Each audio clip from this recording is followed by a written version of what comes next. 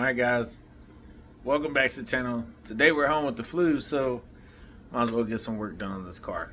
So let's go.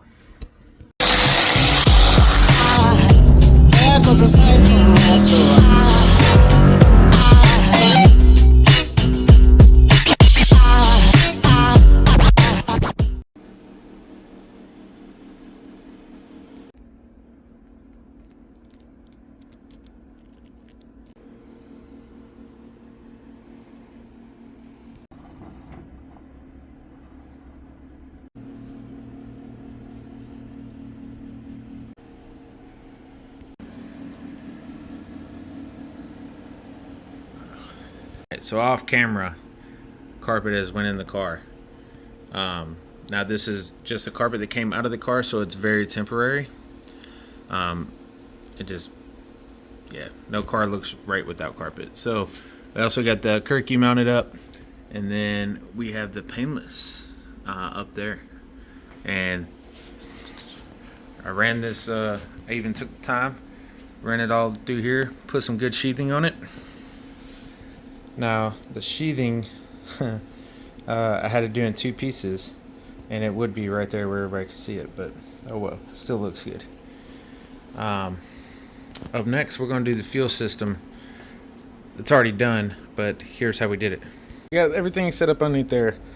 Now issue number one, this always kind of hurts my heart.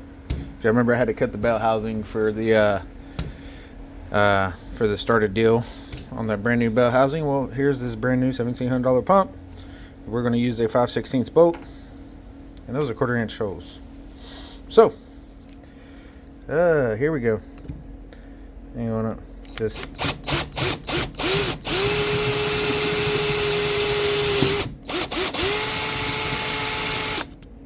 and we're through. Same thing over here.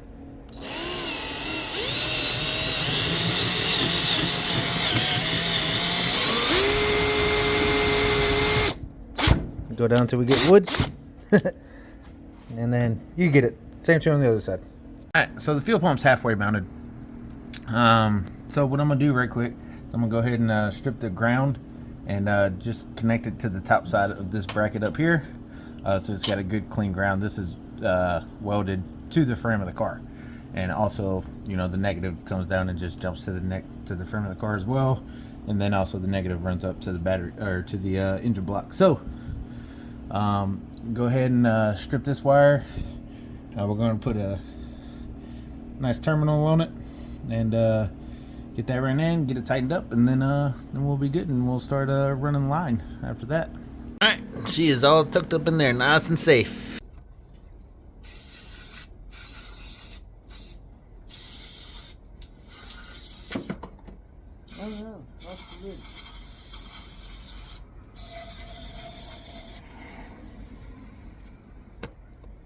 Oh, we ran into another problem. My own stupidity, but I collapsed the fuel line. As you can see, she is, yeah. And really, I don't want to spend another $100 to fix that. So, what can we do? Well, I got a couple of female ends, and I'm just sitting here putting together my Moroso catch can, and it comes with this guy. Looks like a union to me, boys. So I just rated my thing, found this guy. We really need one for the other side, so I'll just order one of those. You know, those are $3 or $4 off of Amazon, and we're gonna rob this guy, and we're gonna union that thing underneath the car. I really don't have a better idea. So sweet. I was trying to feed it in where the ladder bars come through, and it started cooling. I was like, that's weird, so I kind of get pulled on a little bit, and it just goes crack. I should have known better, but anyway, we'll cut it, we'll put a female on it, it'll make it easier to route, and then yeah, then we'll put a union on it and send it up. That's all we can do. So let's go ahead and pull this back out from underneath the car and get this union on it. Got it cut off. Now this is what happens when you collapse these PTFE lines. It's not good. That's, first of all, it's going to leak because there's a crack up here. Second of all, it's going to restrict your fuel flow. There's nothing you can do about that except for replace it. But luckily for me, we could just put a union on it and we'll call it good. Nobody will ever have to know. So they look underneath the car. So, what I do with my other females? I think I left them over here in my box. So we need two straights. All right. Well, goes another 40 minutes of putting these ends on. All right. So now we avoided catastrophe. We went ahead and got our 10A end ran up. It's going to go in this fuel rail, go down, go around, come out, and then into the regulator, and then back. So, got all this set, got that marked. Now we're going to go ahead and pull it back out, cut it, put the end on it. Dunzo. So we got our 10 ran, and we even got the fuel regulator on, got it ran over. So, 10A end comes up, it goes through the fuel rails, and this falls to an 8, and then comes all the way around. I know, the 8 on the other side, I get it. But keep in mind, something I don't know if I ever told you guys, this is a 6 internal. So really need new fuel rails, but the first choke down is going to be this first fuel rail, and then it goes to an 8, and then comes back over, and then goes to our regulator. Regulator's probably, it's going to stay somewhere around there. I'm probably going to change this up and put one of those, probably put a straight on it, and just make a bracket from that bolt hole to this bolt hole and hold it up here in the middle somewhere. You can't mount it on the firewall, per I think it's NHRA. I mean, I really don't care. It's not like we're ever going to go to races that needs tech, but it's nice to have in case we do. I mean, if the car runs well, I would like to take it to the Mo Party. I know Bowling Green's real strict, and like I said, we're a couple of bars away from a 750 cert, but I don't want to. It's safe enough for what we're doing, so it's actually over safe. Scott did a hell of a job, and not only that, like if I need something, I could call Scott, and he's typically got it. Scott Brown's got it. The other Scott, I mean. There's people like family, man. So it's going swimmingly. We messed up that one thing. Luckily, we fixed it. We got our fuel system all the way up to our rails. We have the fuel regulator back. We're waiting on a plug, and we're also waiting to figure out what I'm gonna do with the bracket for that. So got that done, and then we did our throttle cable like this. All right, here's our throttle cable. This is, I think, just an eBay deal, but it works exactly for what we need it for. So first thing, slide it in the hole, hook it to the pedal, connect it to the throttle body. Right, so we got it in, and got her in, and then we got the little clip back on the pedal. So now that that's done, it's quite simple. Pull our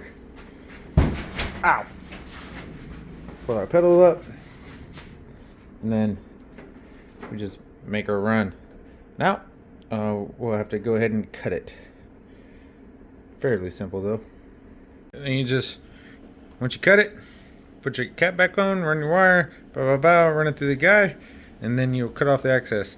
Before we do that, we're gonna wait on our beautiful wife Ashley to come go full throttle and make sure that it's working the way it's supposed to. And then should be good from there.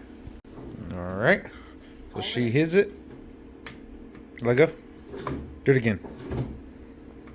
See, so it goes a little bit. All right, oh, what you got? A little bit adjusting up here and a little bit adjusting down there. Go ahead and hit it. See, nothing. Can't go no more. So you can go release it. So we got 100% throttle.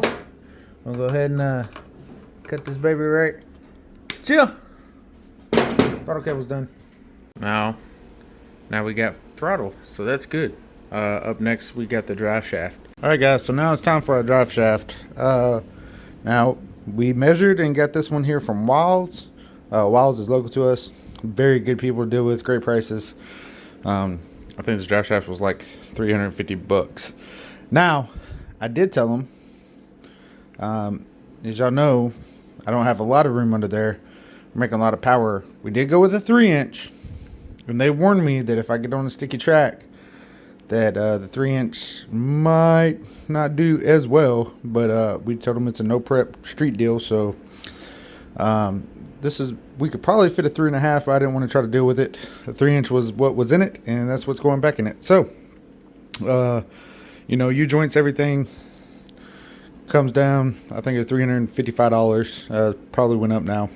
It's probably been a little over a year ago. But and we got our strange yoke. The only thing I don't have is the snap rings that hold in the caps. But we can go ahead and throw this in and then get the snap rings. There is an issue with throwing it in. I just thought about the drive shaft safety loop. We got to put that back in. So it's just sitting over there. We'll go ahead and get this U-joint or this yoke on it, and then make sure it fits. And then once we verify it does, then we can go ahead and get our drive shaft safety loop installed. But yeah. All right. I don't know if you can see it, but drive shaft is installed. Yeah. Now, I know while I was recording, I said, we got to put the drive shaft loop in, and we did not. The reason we did not is because where I filled up the holes, I got to go get some flat wheels, clean all that up underneath there, and then give that all a fresh coat of paint. So the drive shaft's got to come back out. I didn't even put the straps on the back. So it's just sitting up in there. I made sure the drive shaft was the right length.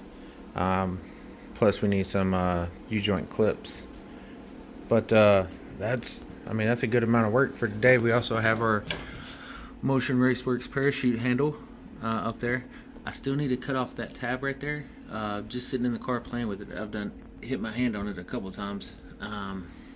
So we're gonna cut that tab off, and then we have the cable running down right there, and we need to drill a hole back here somewhere that's gonna go to our to the trunk, and then out the trunk to the parachute.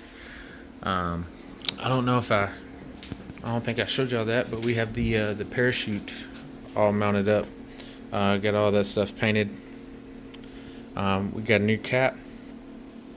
I'm waiting on. We're gonna bend some tubing, and we're gonna make this fiberglass trunk hinge. I have the tubing. I just gotta bend it, so I need to go pick up like a conduit bender because I got 1/2-inch tubing. And then that'll be good. So the Duster's coming along nicely. Y'all got the flu, so instead of just sitting in the bed, I'm trying to make some progress. The dash. Oh God, if y'all remember the dash, there was it was cut for the painless and a radio, and it was horrible looking. So here we have our first coat of mud on it. It's a Bondo glass. What I did was, since I've been sucking with metalwork, and honestly I was too lazy to just grab the welder and put it up here and plug it in and go buy metal, I had some fiberglass. We just fiberglass the backside of it and then Bondo glass the top. Here is we're gonna have to trim all this up, but yeah, she's got a whole bunch of glass. This here's a bracket that comes out, so that's not just my glass, there's glass on top of it. But we'll trim that up, make that look nice. But this is gonna be the nicest the dash ever looked since I've owned the car. So I'm super happy about that. And also I cut the brace here, so that way I don't have to remove the steering column, unbolt the steering column. It's 2 bolts, but still I want to have the dash to where with the glass and everything in, I could put it in, take it out, put it in, take it out in just a few minutes. The way I think I'm going to do that right now is typically when the glass is in it, the dash sits up here and you bolt it down. Well, I'm going to take one of these guys and I'm going to put it on the dash, and then I'm going to run a bolt from the bottom up. and it shouldn't get into our windshield, shouldn't get into the rubber or anything. It's going to be a short bolt, and then also it's still bolted in on the sides. So if all goes according to plan, we'll be able to take this dash in and out within, a couple of minutes. While it's in the car, and we can quickly access any wiring. So that's going to be the next big part. We got our headers back. I'm waiting on my wrap to get here. We're going to wrap the headers and the hot side. All the hot sides are going to be wrapped to try to keep it cool, because it's kind of close to the charge pipe. So, and we're not running an intercooler. We're just going to send it. There's a lot of things that the choices I made that just kind of working against us as far as like this motor surviving, but it should be fine. But I'm gonna try to do everything I can to kind of help it the best I can, such as keeping heat off the charge pipe by wrapping up the headers and the hot side. So once that stuff comes in on Friday, I'm gonna go ahead and get the hot side put on. Get turbo on here. We already got the turbo feed and the drain are all done, so all we gotta do is throw the lines on it, and I mean that's basically it. And then we have our exhaust ran out to here. So what we're gonna do is a teardrop like Brian's. We have the U-bend over there. We're gonna get that guy. So I'm hoping within the next little bit we'll get this car running, and then we can start on the body work. I know I've said it a million times, I don't care how it looks, and that's why it looks the way it does, is I don't care how it looks. I just want it fast and I want it running. I'm kind of changing my ways a little bit, taking a little bit more pride in it. There's a lot of money sitting here, and I mean, guys, y'all know the garage is always a mess because just trying to thrash to get this car done. There is a lot of money in here. Not, a lot of great people has helped me this far along it, and if I'm putting their name out there, I want it to at least look decent. So I don't know if it's going to be black or we're going to paint it, but at the very least it'll all be black. I mean, this needs a freshening up. This is some black primer. This door, that door, and the quarters done. The rest of the car just needs to strip back down to metal and get it done, but we're gonna get it. Now, because I have the flu, I'll be here tomorrow working on it. I won't be at work, so we'll be putting another video together, but we've made some, it don't seem like a lot of progress, but we're to the parts where every little bit helps. It's a whole bunch of small things. The large majority of the car, 60% of it takes 10% of the time. It's the little things that take all the time, such as wiring, plumbing, the stuff we did today. I'm not gonna lie to you guys, that was actually 2 days worth of work. I'm moving super slow because, like I said, I got the flu, but plus I need like 4 discs replaced in my back. But anyway, that's going to be a wrap for today's video. I appreciate you guys so much as always. Stay tuned. We're going to be doing big things, I promise, with this thing. If not, it's going to blow up and it's going to be spectacular either way. So, love all you guys. Catch you next one. Peace.